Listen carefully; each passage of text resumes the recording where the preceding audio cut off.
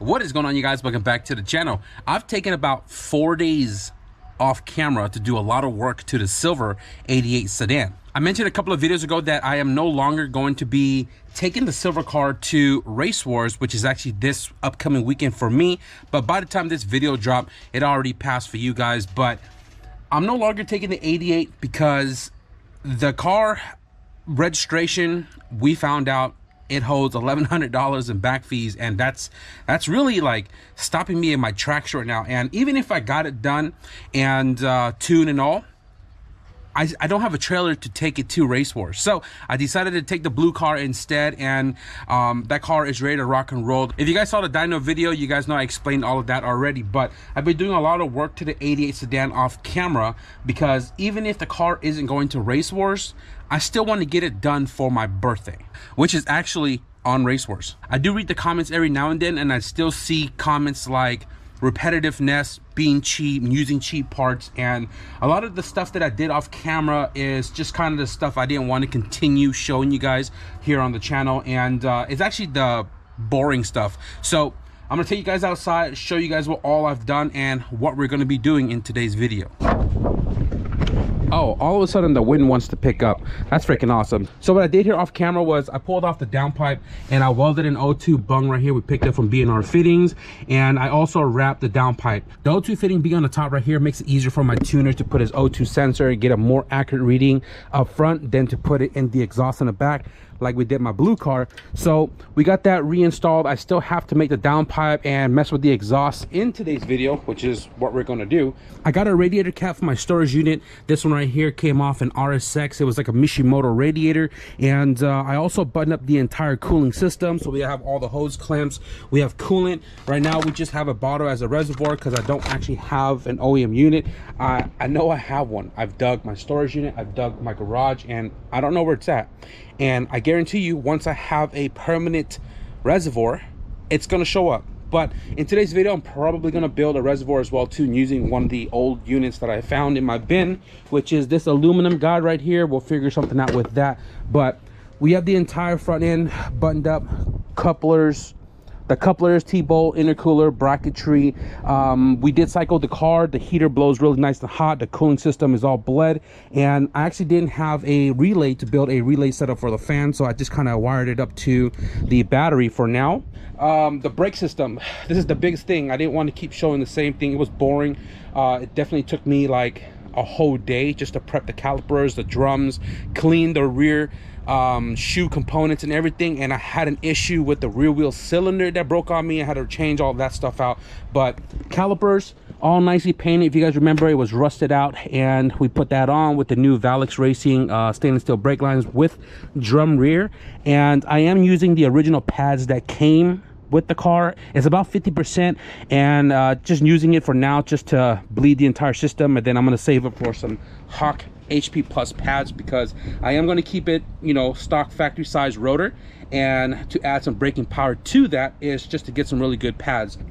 The rear over here, we got this all cleaned up, painted up as well too. The inside, scrubbed the hell out of it. I got the e-brake cable connected right there, stainless steel brake line connected right there, and the e-brake cable works freaking awesome.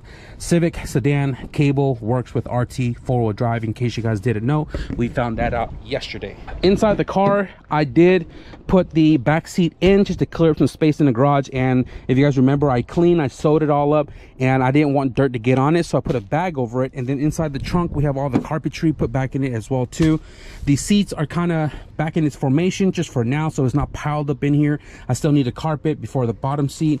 I did reroute the power cable for the fuel pump. I found these little stationary clip thing right here that you can use a zip tie to tie the lines into place, and this thing is not moving anywhere. I already tested with the console. It's not going to interfere. Sorry, I'm talking you guys' ears off. I wanted to explain all the stuff that I did off camera since I didn't drop a video about it, but in today's video, it's just a grab, install, fabrication type of day. I think the first thing I'm going to do is get the exhaust out of the backyard, put that on, fabricate the back half of the downpipe because it ends literally right there, and then we'll work our way into, like, I don't know, the coolant reservoir or something. Let's get to it.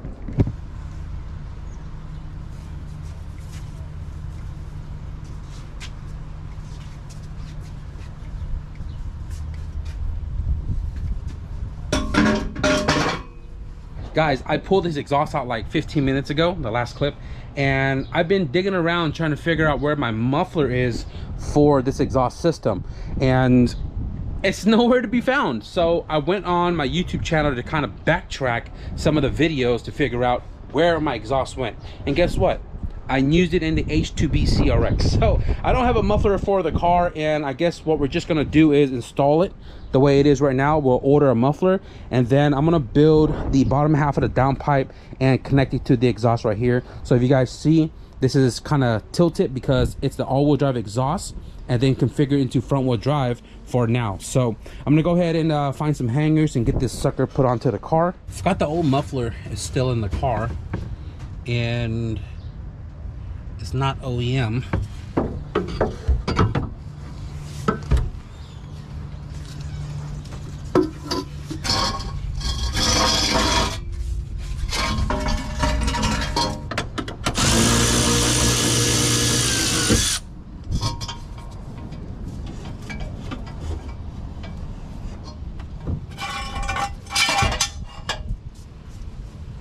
Okay, so the exhaust is kind of up right now, and I forgot that this has a custom mount for the bushing, so I'm probably going to do the same here. I'm going to mark it all up, drill it out, put some riv nuts in it, and then bolt this bracket down that's going to hold the hanger to hold the back half of the exhaust. If you look, 3 inch is pretty big, and the factory mounting point right here is, yeah, there's no way you can put a bushing there. So I'm going to do this one real quick.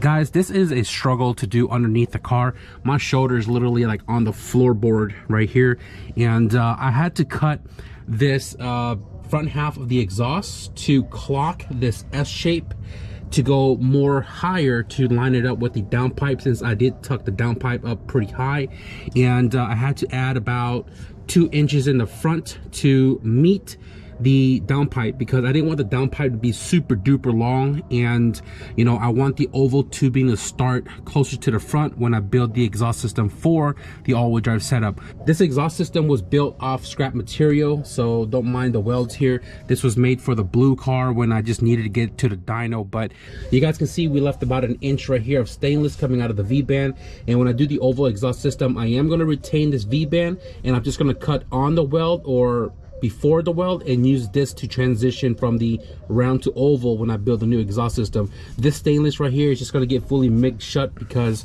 the whole entire exhaust system is already MIG welded anyways. And right now we can pull the whole entire downpipe off. I'm going to take you guys inside, TIG weld all of that, and then tomorrow we'll probably put it back in for the final time, hopefully, and then we'll just MIG weld this 2 joint right there along with this guy here, and then that'll be the exhaust system, at least to the LCA part, because we don't have a muffler.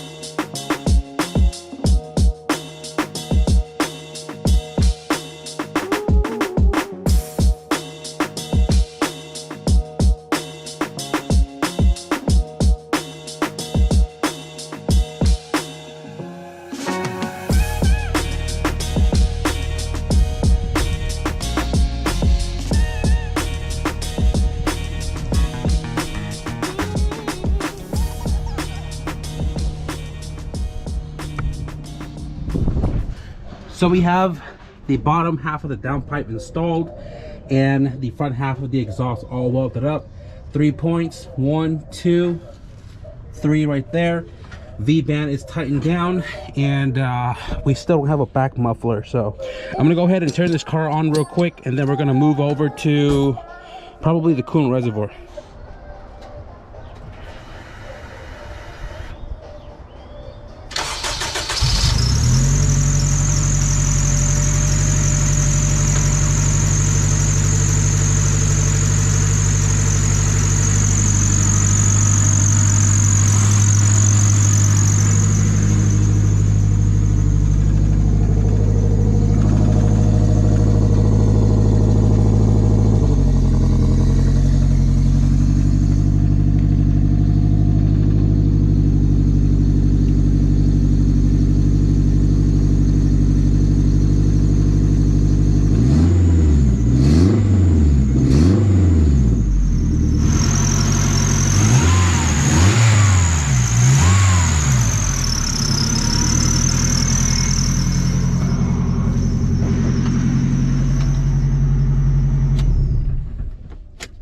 So this right here is a universal coolant reservoir tank, and one of you guys sent this to the PO box a little while ago. I found it looking for the OEM unit, but I couldn't find it, and because I want one in the car now aside from the bottle, I figured I'd just utilize it. So I don't know what brand this is, but if you guys want something very similar to this one, maxpeedingrods does have it on their website. It's literally $36. You guys can use the discount code in the description below to save 10% off. But I test fitted this behind the driver's side headlight, and it fits, but it's too wide. So let me show you guys really quickly. I did put the headlight on with one bolt, and we have plenty of clearance to the light bulb down there.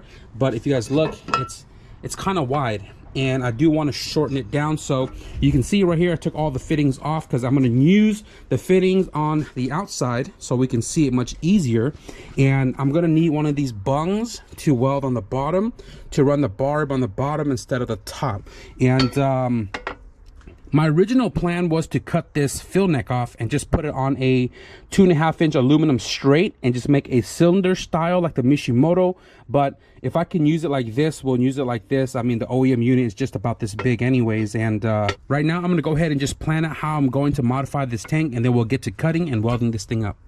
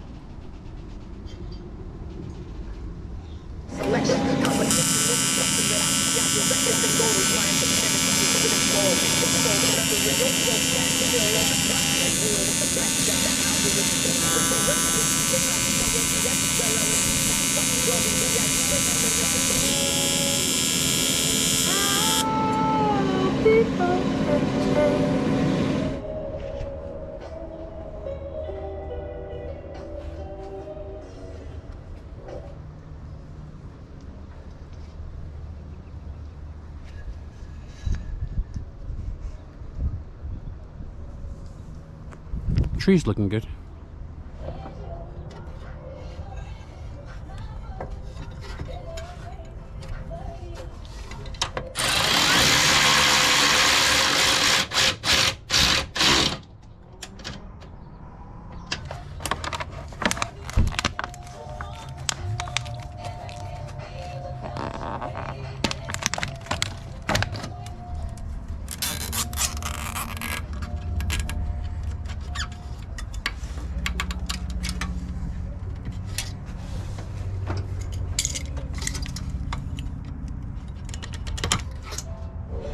Guys, check it out. Universal coolant reservoir, all modified, welded up, bolted in place with a Honda 10 mil coolant hose connected. You guys saw we filled it up with the bottle of coolant, and I actually grabbed the jug of Honda antifreeze, and when I poured it in, it was water. So it's kind of mixed, but I can assure you guys that Inside here we do have blue coolant in it, and this reservoir is all done. It looks freaking awesome sitting in the corner right here. I would have been okay with using the plastic oleum unit, but we didn't have one, and we made use of this. Whoever sent it to the PO box, I appreciate you. It looks really good in the engine bay. I think it kind of flows with everything else, and this is like one of the last few things that we need to fabricate on this car, other than the back muffler, which I still need to order, and a catch can, because I need a catch can, or I would prefer to run a catch can. I have the valve cover with the bungs in the front, and I'm probably gonna build the same catch can that I have in my blue car, which sits right here.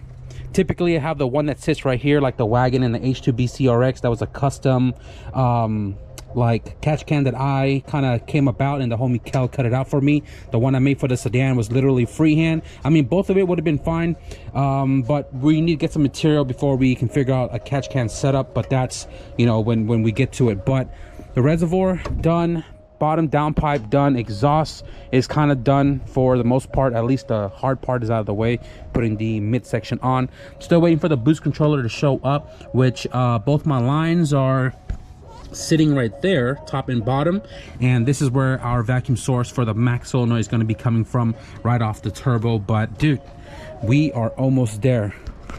I know I said that I was trying to drop this car to the floor, but even if I dropped it to the floor, I can't even drive it. Why? Because I just realized I don't even have a shifter box in here. So I mean, even if I dropped it, can't drive it. So I don't want to put the shifter box and stuff in, because I want the carpet in place, but I'm probably gonna put the shifter box in place anyways, because I don't know when I'll get a carpet.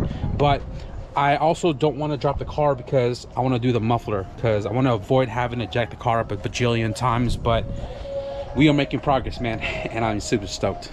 Race Wars is in 3 days, and I need to shift my focus over to the blue car. If you guys remember, a couple of videos ago, we took it back to the dyno to get it touched up by the homie Geif, and we had to take off the drive shaft to put it onto the new in-ground dyno. And after the car was done, I drove it home front-wheel drive, which means the drive shaft and Vistas coupler is sitting on the floor, and we need to get all of that put back into the car. I also need to find a VSS sensor for the blue car, because it took a dump somewhere along the line between Bakersfield and the dyno, and without the VSS working, I won't have two-step, and if I did have two-step, the car won't rev out because it's reading 0 mile an hour. Honestly, I might just rob the sensor out of the wagon, because I don't really race the car, I don't really drive the car, and it has a Just TIG top mount, which gives us a lot of space to put a tool down on the transmission to take off the 12 to pop the sensor out. It's going to be a pain to put it into the blue car because of the sidewinder and everything, but we need to shift our focus to the blue car, and I'm going to start prepping it for Race Wars these next 2 days, because I actually leave on Friday. It's a 3-day event, and I believe there might just be one more video in between and then Race Wars, but we'll see how that goes. Anyways, guys, as far as this video goes, we're going to wrap it up. Some fabrication work on the 88 Silver Sedan, one step closer to getting this car back on the floor. If you guys enjoyed today's progress on that car, be sure to leave a thumbs up, and if you guys want to stick around for Race Wars itself, be sure to hit the subscribe button. But with that being said, thank you guys for watching, and I'll see you guys in the next video. Peace.